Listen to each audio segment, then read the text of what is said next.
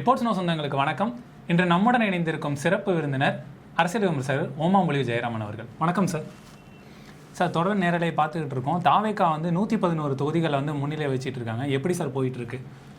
அதாவது இது யாரும் எதிர்பாராத ஒரு வெற்றி, டார்க் ஹார்ஸ், அதாவது எதிர்பாராத ஒரு பந்தய குதிரை, கருப்பு குதிரை வெற்றி பெறப் போகின்றது என்ற அர்த்தத்தில் சொல்லக்கூடிய டார்க் ஹார்ஸாக இன்றைக்கு உருவெடுத்திருக்கின்றது. அவர் சந்தித்த முதல் தேர்தல். அப்படி முதல் தேர்தல் இன்னும் அவங்க கடுமையாக எந்த விதமான ஒரு வேலையும் செய்யலை.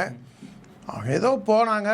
ஒரு சில வேட்பாளர் ஒரு 2 தெரு சுற்றி வந்த வேட்பாளர்லாம் நான் பார்த்துருக்கேன். தமிழக வெற்றிக்கழக வேட்பாளர், அதே இவரே கூட தமிழக வெற்றிக்கழக தலைவர் ஜோசப் விஜயை கூட 2-3 மாவட்டங்கள், கடலூர் மற்றும் மயிலாடுதுறை மாவட்டங்களுக்கு எந்த தொகுதிக்குமே அவர் போகலை. அங்கேயும் ஒன்றும் பெரிய வலுவான வேட்பாளர்கள் அவருக்கு கிடையாது. நீங்கள் இப்போ ஜெயிச்சிருக்கிற வேட்பாளர்லேயே அதில் நீங்கள் பார்த்தீங்கன்னா ஒரு காரைக்குடி பிரபு, கோபிச்செட்டிப்பாளையம் செங்கோட்டையன், திருப்பரங்குன்றம், அதுவும் அரசியலில் இருக்கிறதுனால திருப்பரங்குன்றத்தில் இருக்கக்கூடிய நிர்மல்குமார், இந்த மாதிரி இப்போ டி நகர் புசி ஆனந்த், இந்த மாதிரி ஒரு 10-20 பேர் தான் நீங்கள் ஜெயிச்ச வேட்பாளரையே சொல்ல முடியும். வேட்பாளர் யாருன்னே பலருக்கும் தெரியாது. அவங்க மக்கள் வேட்பாளரை பார்க்கல, அந்த சித்தாந்தத்தை பார்க்கல, அவங்களுக்கு என்ன கொள்கைன்னு பார்க்கல, அவங்க தேர்தல் வாக்குறுதியாக என்ன கொடுத்துருக்காங்கன்னு பார்க்கல, எதையும் பார்க்கல. அவங்க பார்த்தது ஒன்றே மாற்றம் வேண்டும்னு நினச்சாங்க. இன்னொன்று விஜய் முகத்துக்காண்டி. அந்த மாற்றமே ஒரு வலுவான ஒரு கரிஸ்மாட்டிக் லீடர் அப்படின்னு சொல்லக்கூடிய, நீங்கள் இது திரை கவர்ச்சி தானே தவிர எனக்கு தெரிஞ்சு அண்ணாமலை மாதிரி அரசியல் ஆளுமை உண்டா அப்படிங்கிறது காலம்தான் நம்ம பதில் சொல்லணும். ஏன்னா நாம் விரும்பினாலும் விரும்பாவிட்டாலும் மக்கள் தீர்ப்பு விஜய்க்காகத்தான் வந்துள்ளது. அதனால் ஜோசப் விஜய் முதல்வராக அவர் எப்படி நடந்து கொள்கிறார், ஆளுமை மிக்க தலைவராக இருக்கின்றாரா, இல்லை மற்றொரு திராவிட முன்னேற்ற கழக ஆட்சி போன்று இருக்கப் போகின்றதா என்பதை காலம்தான் பதில் சொல்ல வேண்டும். என்ன காரணம்னா, நீங்கள் ஒன்றிய அரசு அப்படின்னு திமுக சொல்லிச்சுன்னா ஜோசப் விஜயும் ஒன்றிய அரசுன்னு தான் சொன்னார். அதே மாதிரி பிஜேபியை எதிர்த்து நீட்டு அப்படிங்கும்போது நீட்டு திமுகவோட ஸ்டாண்டு தான் இவங்களுடைய ஸ்டாண்டும் ஜோசப் விஜயோட ஸ்டாண்டும். இவங்களுக்கு எங்களுடைய கொள்கை தலைவர் அப்படின்னு சொல்லி ஈவேரா அவங்க சொல்லும்போது ஈவேராவோட இன்னொரு 2-3 பேரை சேர்த்துக்கிட்டார் அவர். ஆனால் அந்த கடவுள் எதிர்ப்பு அது மட்டும் இல்லை அப்படிங்கிற மாதிரி சொல்லிட்டு, அது இல்லைங்கிறதுக்காக அவர் சர்ச்சுக்கு போனார். இப்போ திருச்செந்தூர் கோவிலுக்கு போனார், சர்ச்சில் போய் மண்டிட்டு நடந்து போனார். மக்கள் மத்தியில் அது கிறிஸ்தவர்கள் மத்தியிலையும் ஒரு தாக்கத்தை ஏற்படுத்தியிருக்குன்னு நினைக்கிறேன். இன்னும் பூத் வைஸ் அவங்க ஓட்டு வாங்கினதை, எந்தெந்த ஊரில் எவ்வளோ ஓட்டு வாங்கியிருக்காங்கங்கிறத அடுத்தது மைக்ரோ லெவலில் பார்க்கும்போது இப்போ மேலோட்டமாக எந்தெந்த ஊரில் ஜெயிச்சிருக்காங்க, அதன் பின்னணி என்ன அப்படிங்கிற மாதிரி வருது. இதில் ஆச்சரியமான விஷயம் என்னென்னா, குளத்தூருக்கு அவர் போகும்போது 1000 டார்ச்சர் பண்ணாங்க திமுக அரசு, அவருக்கு போக விடாமல். அவர் மேலே கேஸெல்லாம் போட்டாங்க. ஆனால் அந்த குளத்தூர் தொகுதியில் இப்போ தமிழக முதல்வராக இந்த நிமிடம் வரை இருக்கக்கூடிய ஸ்டாலின் அவர்கள் 7-8,000 ஓட்டில் பின்தங்கி வந்துட்டு இருக்காரு. கடும் பின்னடைவை சந்திக்கிறாரு. இன்னும் இன்னும் 2 ரவுண்டோ 3 ரவுண்டோ தான் இருக்க போது. அதில் அவர் மேனேஜ் பண்ணி ஜெயிக்க முடியுமாங்கிறதும் தெரியல. கிட்டத்தட்ட அவர் தோல்வி முகத்துக்கு போயிட்டார்.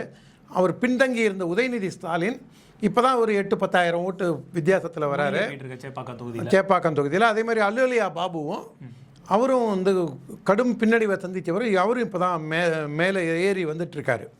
இந்த மாதிரி திமுக எதிர்பாராத பல இடங்களில் தோத்தும் எதிர்பாராத பல இடங்களில் ஜெயிச்சும் வருது. இப்போ எம்ஆர்கே பன்னீர்செல்வம் நீங்கள் இதுக்கு மட்டும் நீங்கள் சொல்ல முடியாது, தமிழக வெற்றி கழகத்துக்கு மட்டும். இப்போ மயிலாடுதுறையில் சித்தமல்லி பழனிசாமின்னு பாட்டாளி மக்கள் கட்சி என்டிஏ கூட்டணியில் கண்டெஸ்ட் பண்ணுறாரு. அந்த ஊருக்கு சம்மந்தமே இல்லாமல் தஞ்சாவூர்லேருந்து ஒரு இஸ்லாமியரை கொண்டு காங்கிரஸ் சார்பாக கொண்டு நிறுத்தியிருந்தாங்க. உள்ளுக்குள்ளேயே 1000 பிரச்சனை. அங்கே தாவேகா 3வது இடத்துக்கு போகுது. அதே மாதிரி எம்ஆர்கே பன்னீர்செல்வம் அவர் உறுதியாக ஜெயிக்கக்கூடிய ஆளுன்னு இருக்கும்போது குறிஞ்சிப்பாடி சட்டமன்ற தொகுதியில் அதிமுக அவரோட மேலே இருந்தது. இப்போ சுச்சுவேஷன் எப்படிங்கிறது தெரியல. அந்த அளவுக்கு நீங்கள் எதையுமே கணிக்க முடியாத அளவில் இதாக இருக்குது. தொடர் நேரலை பார்த்துட்டு இருக்கோம். 12வது சுற்றின் முடிவில் திமுகவோட கடற்கரை ராஜ் 865 வாக்குகள் வித்தியாசத்தில் முன்னிலை வகிக்கிறாரு. சாத்தூரில் பார்த்தீங்கன்னா பின்னடைவு சந்திச்சிருக்காரு நயினார் நாகேந்திரன் அவர். கடற்கரை ராஜ் திராவிட முன்னேற்ற கழகம், அவர் முன்னிலையில் இருக்கார். நயினார் 567 ஓட்டு முன்னாடி இருந்தாங்க. இப்போ பின்னடைவு சந்திச்சிருக்காரு 12வது சுற்றின் அடிப்படையில். இன்னும் 3-4 சுற்று 17 சுற்று வரைக்கும் போகணும். பார்ப்போம் அதில் எப்படி வாய்ப்புகள் எப்படி இருக்குங்கிறத பார்க்கணும் அதில் அவருக்கு. அதனால் இது ஒரு சுனாமி, ஒரு அரசியல் சுனாமி தான் இதில் தமிழக முதல்வர் நாங்கள் 200 ஜெயிப்போம் அப்படின்னு அவர் மட்டும் சொல்லலை. ஊடகத்தை அடியாளாக இருக்கக்கூடிய பத்திரிகையாளராக வெளி உலகத்துக்கு அறியப்பட்டாலும் உள்ளுக்குள்ள திமுகவிற்கு அடிமை சாசனம் எழுதி கொடுத்த கூச்சமே இல்லாமல், வெட்கமே இல்லாமல், ஒரு உழைத்து சாப்பிட வேண்டும் என்ற எண்ணமே இல்லாமல் ஒரு சில பத்திரிகையாளர்லாம் வந்து முதல்ல 180 நிச்சயம், அதிமுக 25, தாவேகா 2 அப்படின்னு போட்டால் அதே ஆள் வந்து அப்புறம் 201 நிச்சயம், ஸ்டாலின் கூட நான் 201 சீட்டு ஜெயிப்பேன்னு சொல்ல. அந்த மாதிரி ஊடகத்தில் இருக்கக்கூடிய ஒரு நெறியாளர் கருத்து கணிப்புகள் எல்லாமே வந்து திமுகவுக்கு சாதகமாக தானே அமைஞ்சிச்சு. அது எல்லாமே இப்போ நியூஸ் 18ன்னு ஒரு தொலைக்காட்சி இருக்குது, பேரை குறிப்பிட்ட சொல்லுவோம், என்ன பிரச்சனை? நியூஸ் 18 வந்து அம்பானிக்கு சொந்தமானது, அம்பானிக்கு வந்து ரொம்ப நெருக்கமானவர் பிஜேபி அப்படின்னு சொல்லி இவங்க வந்து ஒரு நரேட்டிவ் செட் பண்ணி வச்சுருக்காங்க. ஆனால் அந்த அம்பானி தொலைக்காட்சி யார் ஆதரிக்கிறது? நியூஸ் 18 நெறியாளர் விழுந்து விழுந்து யார் ஆதரிக்கிறாங்க? பிஜேபிவா? திமுக தானே சொம்பு தூக்குது. அதனால் அவங்க வந்து ஊடகத்தெல்லாம் கிட்டத்தட்ட விலைக்கு வாங்கிட்டாங்க. அந்த ஊடகங்கள் எடுத்த கருத்து கணிப்புங்கிறது கருத்து திணிப்பாக போயிடுச்சு. ஒரே ஒரு ஊடகம் மட்டும்தான் ஜோசப் விஜய் 106 சீட்டு ஜெயிப்பார், Axis My India, Axis My India, அது மட்டும்தான் சொல்லிச்சு. மீதி யாருமே சொல்லலை. அவன் சொல்லும்போது கூட ஏதோ ரூமுக்குள்ளே உட்காந்து எழுதியிருக்காமல் இருக்குன்னு நான் நினச்சேன். நான் ஆக்சுவலாக அவர் விஜய் வந்து ஜோசப் விஜய் ஜெயிப்பார், இன்னும் ஒரு 2-3 பேர் ஜெயிப்பாங்க, அதிகபட்சம் ஒரு 5 எம்எல்ஏ ஜெயிப்பாங்க. அவங்க 20-22% முதல்லலாம் நான் வந்து 8லேருந்து 10% வாங்குவார்னு நினச்சேன். அப்புறம் ஒரு 12-13 நினச்சேன். போலிங் டே அன்றைக்கி நான் நினச்சது 20-22% வாங்குவாங்கன்னு. ஆனால் இப்போ பார்த்தா அவங்க 30 தாண்டி போயிருக்காங்க. கண்டிப்பாக அந்த அளவுக்கு வந்து மக்கள் மனதில் இந்த ஆட்சி மாற்றத்துக்கான ஒரு ஆழமான சிந்தனை மக்கள் மனதில். திமுகவோட ஒரு எதிர்ப்பலை தானே சார் வந்து கடும் எதிர்ப்பலை. இதில் நீங்கள் பார்த்தீங்கன்னா அதிமுக வந்து போன தடவை விட இந்த தடவை ஒரு 10 சீட்டு கம்மியாக தான் வந்திருக்கு. ஆனால் திமுகவுக்கு மேலே தான் இருக்குது இப்போ வரைக்கும். கூட்டணி கணக்கில் தான் பார்த்தீங்கன்னா அவங்க 61 சீட்டு திமுக இருக்குது. அதிமுக 50 தொகுதிகள் வச்சுருக்காங்க, திமுக வந்து 49 தொகுதிகளில் இருக்காங்க. அந்த இந்த மாதிரி உங்களுக்கு நீங்கள் இன்னும் ரிசல்ட் வரும்போது பார்த்தீங்கன்னா திமுகவோட தனிப்பட்ட எண்ணிக்கை வந்து அதிமுகவோட குறைவாகத்தான் இருக்க போகிறது.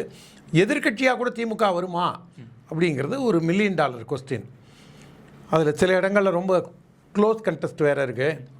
இப்போ 100 வாக்குகள் 1000 வாக்குகள் அந்த மாதிரி கூட போயிட்டு இருக்கு சார். நவல்பட்டு விஜி அப்படின்னு சொல்லி திமுகவில் இருந்தவர் வந்து அன்பில் மகேஷ் பொய்யாமொழியை எடுத்து நிற்கக்கூடியவர். அவரும் தொடர்ந்து நேரலை பார்த்துட்டு இருக்கோம். எடப்பாடி தொகுதியில் அதிமுக பொதுச் செயலாளர் எடப்பாடி பழனிசாமி 69,000 வாக்குகள் வித்தியாசத்தில் வெற்றி பெற்றிருக்காரு. அறிவிச்சிட்டாங்களா? வெற்றி பெற்றாரு. அதே மாதிரி விஜயபாஸ்கர் சுகாதாரத்துறை அமைச்சராக இருந்தவர், அவர் 59,000 வாக்கு வித்தியாசத்தில் ஒரு 10 நிமிஷம் முன்னாடி தான் அறிவிச்சிருந்தாங்க. இந்த மாதிரி பல இடங்களில் வந்து நீங்கள் அன்பிரடிக்டபிள் இவங்க ஜெயிக்கிறாங்க. பாபநாசத்தில் அதிமுக ஜெயிச்சு வருது. நாகப்பட்டினத்தில் மனிதநேய மக்கள் கட்சி தோற்று போய்டுன்னு நினச்சா அங்கே ஜெயிக்குது. இந்த மாதிரி உங்களுக்கு ப்ரெடிக்ட் பண்ண முடியல.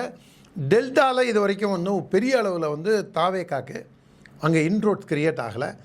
ஆனால் அங்கே வந்து இன்றைக்கும் திமுக அதிமுக ஃபைட்டு தான் டெல்டாவை பொறுத்த வரைக்கும் இன்றைக்கும் இருந்துகிட்ருக்கு. டெல்டாவில் தஞ்சாவூர் மட்டும்தான் விதிவிலக்காக மாறி வருதுன்னு நினைக்கிறேன். தஞ்சாவூரில் வந்து தாவேகா வந்து அவங்க வந்து முன்னிலை வச்சுட்டு இருந்தாங்க. அதே மாதிரி திருவாரூரும் அவங்க தான். திருவாரூர் பூண்டி கலைச்செல்வன் முன்னாடி வராரு, வின் பண்ணிட்டார், அறிவிக்கப்பட்டது. அதே மாதிரி தொடர்ந்து நேரலை பார்த்துட்டு இருக்கோம். சென்னை கொளத்தூர் தொகுதியில் திமுக தலைவர் மு.க. ஸ்டாலின் தோல்வியை அடைந்துள்ளார். அறிவிச்சிட்டாங்களா தோல்வின்னு? எவ்வளவு வாக்கு வித்தியாசத்தில் தோற்றுருக்காரு? அந்த கொளத்தூர் தொகுதியில் மு.க. ஸ்டாலின் சும்மா 8000 வாக்கு வித்தியாசத்தில் தோல்வியை தழுவியிருக்காரு. அறிவிச்சிட்டாங்க ரிசல்ட். அப்போ எந்த அளவுக்கு மக்களுக்கு வந்து ஒரு வெறுப்பு இருந்திருக்கு இந்த ஆட்சி மேலே. ஏன் அதே வெறுப்பு வந்து உதயநிதி ஸ்டாலின் மேலேயோ அல்லலி அபாபு மேலேயோ இல்லைன்னு நினைக்கலாம். ஆனால் அங்கேயும் இழுபறியில் மாறி மாறி வந்து தான் கடைசியில் இவங்க இந்த இதுக்கு வந்திருக்காங்க. அதில் ஸ்டாலின் யார்கிட்ட தோத்தாருங்கிறது ரொம்ப முக்கியமானது. விஎஸ் பாபு அப்படின்னு சொல்லி அவர் புரசவாக்கம் எம்எல்ஏ, அப்போ புரசவாக்கம் சட்டமன்ற தொகுதி இருந்தது. 2006 அவர் விஎஸ் பாபு அங்கே எம்எல்ஏவாக இருந்தார். அவர் எம்எல்ஏவாக இருந்து பின்னாடி மாவட்ட செயலராகவும் வந்தார், வடசென்னை மாவட்ட செயலராகவும் திமுகவில் இருந்தார்.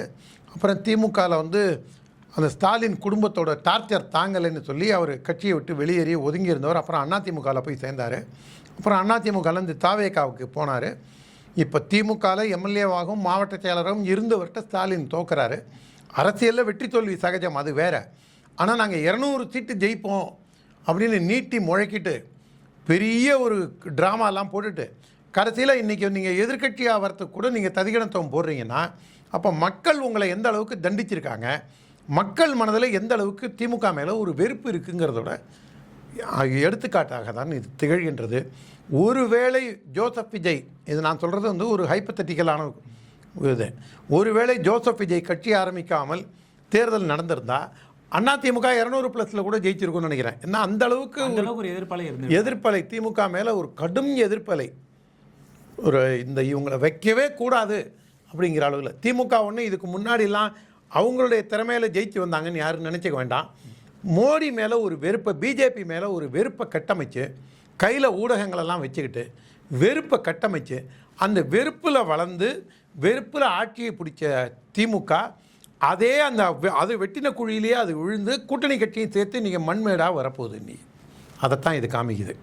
தொடர்ந்து நம்ம பார்த்துக்கிட்டு தானே இருக்கோம். திமுகவோட அந்த ஆட்சியில் நடந்த சமூக சீர்கேடுகள் அது எல்லாமே தான் ஒரு எதிர்ப்பலையாக ஆரம்பித்து வந்து தாவேக்காவுக்கு ஒரு ஓட்டுகளாக ஒரு சுனாமியாகவே மாறிடுச்சு. நீங்கள் கஞ்சா, பெண்கள் மேல் பாலியல் தாக்குதல், வீடு புந்து திருடுறது, ஆணவ கொலை, அதுக்கப்புறம் கஸ்டோடியல் டெத்து, இதுக்கெல்லாம் அவனுங்க விதவிதமாக விளக்கம் கொடுத்தானுங்க.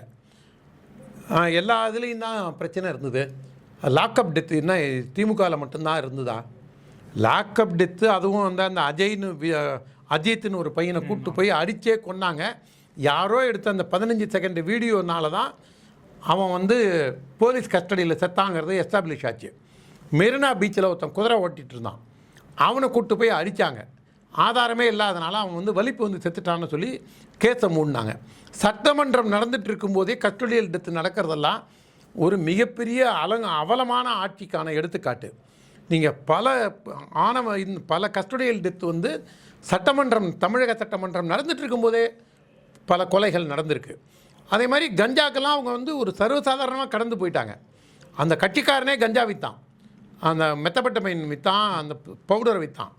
இந்த ஆடு புருஷன் அமீர்னு ஒரு சினிமாக்காரனோட சேர்ந்துக்கிட்டு படம்லாம் வேறு எடுத்து, நீங்கள் அந்த ஆடு புருஷன் அமீர் வந்து 2007-08 அந்த இந்த படம் வந்தது. அந்த இவன் நடித்த கார்த்தியும் அந்த சித்தப்பு என்ன படம், அந்த பேர் பருத்தி வீரன் படம். அதுக்கப்புறம் எந்த ஒரு ஹிட் படமே கொடுக்காம 20 வருஷமாக தான் அவனுக்கு எந்த தொழிலுமே இல்லாமல் எப்படி புது காரில் வரான், புதுசாக ரெஸ்டாரண்ட் ஆரம்பிக்கிறான். அப்படி நீங்கள் தேடி போனீங்கன்னா கடைசியில் திமுகவோட அந்த சாகுலுங்கிறவனோட சேர்ந்து அந்த ஆளும் ஒயிட் பவுடரை விற்றுருக்கான். அந்த அளவுக்கு சமுதாயத்தை சீர்கெடுத்த திராவிட முன்னேற்ற கழகம். 8 வயசு பச்சை புள்ள அண்ணா நகரில் அதை தொடர்ந்து ஒருத்தன் கற்பழிச்சிட்டு இருந்திருக்கான். 10 வயசு வரைக்கும் அது உடல்நிலை இதாகி கிழிஞ்ச நாராக கொண்டு போய் அதை கேஎம்சியில் சேர்க்குறாங்க. டாக்டர் பார்த்துட்டு இதுக்கு மேலே பாலியல் தாக்குதல் நடந்திருக்கு அப்படின்னு சொல்லி போலீஸை கூப்பிட்டு சொல்லி, அதுக்கப்புறம் அது மீடியாவில் வந்து கோர்ட்டு வந்து மெட்ராஸ் ஹைகோர்ட் வந்து இதுக்கு சிபிஐ விசாரணைன்னு இது பண்ண உடனே திமுக ஆட்சி பாஞ்சு போய் அதை தடுக்கிற வேலையை செய்யுது. ஒரு பச்சை பிள்ளைக்கு 8 வயசு பொன் குழந்தைக்கு கிடைக்க வேண்டிய ஒரு நீதியை தடுத்த திராவிட முன்னேற்ற கழகத்திற்கு பெண்களின் சாபம் தான் இன்னைக்கு ஸ்டாலின் தோக்கிற அளவில் கொண்டு வந்து நிறுத்தியிருக்குன்னு நான் குற்றம் சுமத்துகிறேன். நேரலையில் தொடர்ந்து பார்த்துட்டு இருக்கோம். டி நகர் தொகுதியில் ஆல்ரெடி திமுக ஆட்சி இருந்து வந்தது. இப்போது அதில் புசி ஆனந்த் அவர்கள் வந்து 10,000 வாக்குகள் வித்தியாசத்தில் வெற்றி அடைஞ்சிருக்காரு. இது நம்முடைய நான் வேலை செஞ்ச நான் இருக்கக்கூடிய சட்டமன்ற தொகுதி. அதில் பார்த்தீங்கன்னா புசி ஆனந்த் வந்து ஒரு 15,000 ஓட்டு தான் வாங்குவார்னு நினச்சோம்.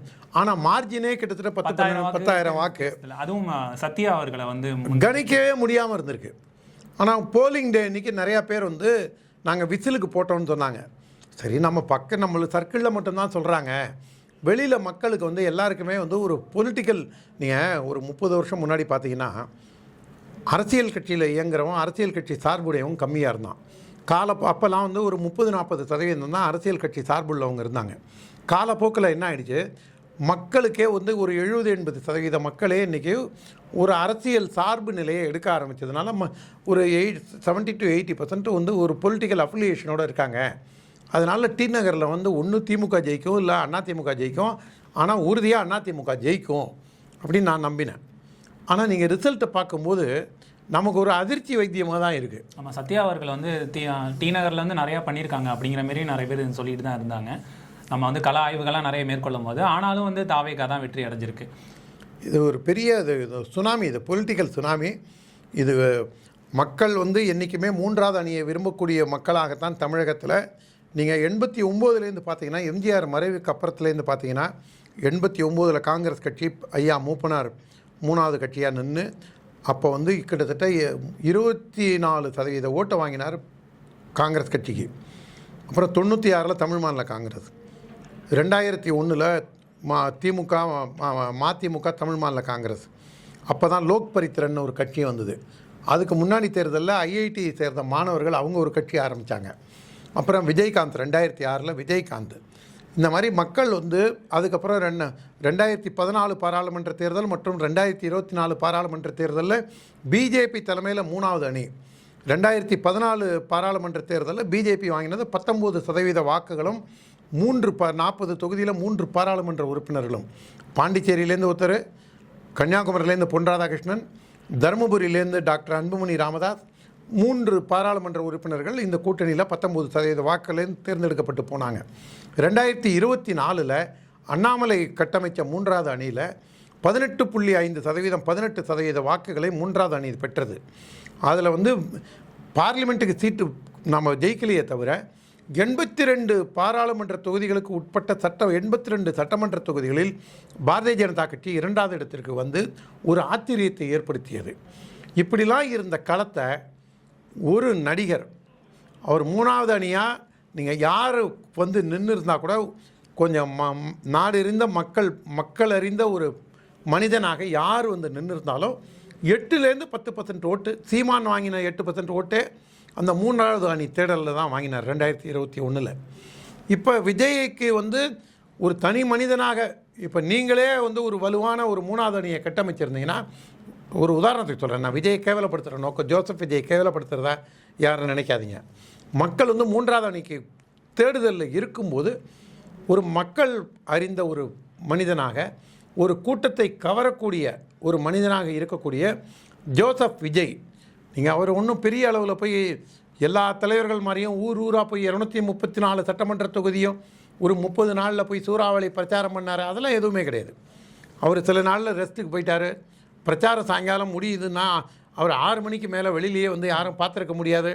இப்படிலாம் இருந்தும் கூட ஜோசப் விஜய் ஜெயிச்சிருக்காரு அப்படின்னா மக்கள் எந்த அளவுக்கு திமுக மேலே ஒரு வெறுப்பில் இருந்திருக்காங்க பாருங்கள். அந்த ஓட்டுகள் வந்து ஆனால் அதிமுகவுக்கும் செல்லாமல் தாவேக்காவுக்கு போனதுக்கான காரணம் என்ன சார்? இல்லை, அதிமுகவுக்கு கிடைக்க வேண்டிய ஓட்டு அடிப்படையான ஓட்டு கிடைச்சிருச்சு. ஆனால் திமுகவோட ஓட்டு இன்னைக்கு இதில் வாங்கியிருக்காங்க பாருங்கள் இந்த தேர்தலில். இதுதான் திமுகவோட அடிப்படையான ஓட்டு. திமுக ஒன்றும் வெல்ல முடியாத கட்சியோ, திமுக ஒன்றும் ஒரு மிருகபலம் கொண்ட கட்சியோ, ஒரு அந்த கட்சியில் தொண்டர்களை அவங்க வந்து ரொம்ப நீண்ட நாளாக அந்த கட்சியில் பிரயாணிக்கிறதுனால அந்த தொண்டர்கள் வெளியில் அறியப்படுறாங்க. தொடர்ந்து நேரலை பார்த்துக்கிட்டு இருக்கோம். தருமபுரி தொகுதியில் பாமகவின் சௌமியா அன்புமணி அவங்க வந்து சுமார் 16,000 வாக்கு வித்தியாசத்தில் வெற்றி பெற்றிருக்காங்க. அறிவிச்சிட்டாங்களா? அதுவும் அறிவிச்சிட்டாங்க. பாட்டாளி மக்கள் கட்சி சின்னத்தில் போட்டி எனக்கு தெரிஞ்சு 3 ஜெயங்கொண்ட ஒன்று வருதுன்னு நினைக்கிறேன். இப்போ என்ன மாறி இருக்குன்னு தெரியல. ஏன்னா ஜெயங்கொண்ட முன்னிலையில் இருந்தது. இன்னொரு மொத்தம் 3 தொகுதியோ 4 தொகுதியோ பாமகக்கு சொல்லியிருந்தாங்க. இப்போ இவர் விஜய் எவ்வளோ முன்னணியில் இருக்கார்? இப்போ ஜோசப் விஜய் 111 தொகுதிகளில் வந்து ஜோசப் விஜய் அவர்கள் முன்னிலையில் இருக்காங்க. அதிமுக கூட்டணி 54 தொகுதிகளில் முன்னிலையில் இருக்காங்க. திமுக 69 தொகுதிகளில் 69. இப்போ 15 இதாகிடுச்சு அதிமுக திமுக இப்போ வித்தியாசம். இதுவரை வந்து அதிமுக தான் 2வது இடத்துல இருந்துட்டு இருந்தாங்க. இப்போ வந்து திமுக அவங்களை பீட் பண்ணி 69 தொகுதிகளில் அவங்க முன்னிலையில் இருந்து ஒரு சில இடங்களில் கம்மியான ஓட்டில் இருந்ததெல்லாம் இப்போ ஏறி வராங்க. இதுக்கான காரணம் வந்து பாஜக அவங்க போட்டியிட்ட 27 தொகுதிகளிலுமே பின்னடைவை சந்திச்சிருக்காங்க. ஒரு தொகுதியில் கூட பாஜக இன்னும் முன்னிலையே சந்திக்கலை. இதில் நாகர்கோவிலில் முன்னணியில் இருந்தாங்க, அதுவுமே இப்போ பின்னடைவை சந்திச்சிருக்காங்க பாஜக. அதே மாதிரி ஊட்டிலையும் முன்னணியில் இருந்தாங்க. பார்ப்போம், இன்னும் 2-3 சுற்றுகள் இருக்குது, எப்படி போகுதுங்கிறத பார்ப்போம். ஆமாம், வந்து அந்த ஓட்டு எண்ணிக்கை அப்படிங்கிறது வந்து ஒரு 600, 1000 அப்படிங்கிற மாதிரி ஒரு எண்ணிக்கையில் தான் போயிட்டுருக்கு. அதனால் தொடர்ந்து பார்க்கலாம் எப்படி போயிட்டுருக்கு. இறுதி சுற்றில் கூட மாறும்னு நினைக்கிறேன். பார்ப்போம் நம்ம. தாவேகா தொடர்ந்து 110 தொகுதிகளை வந்து கைவசப்படுத்தி இருக்கு.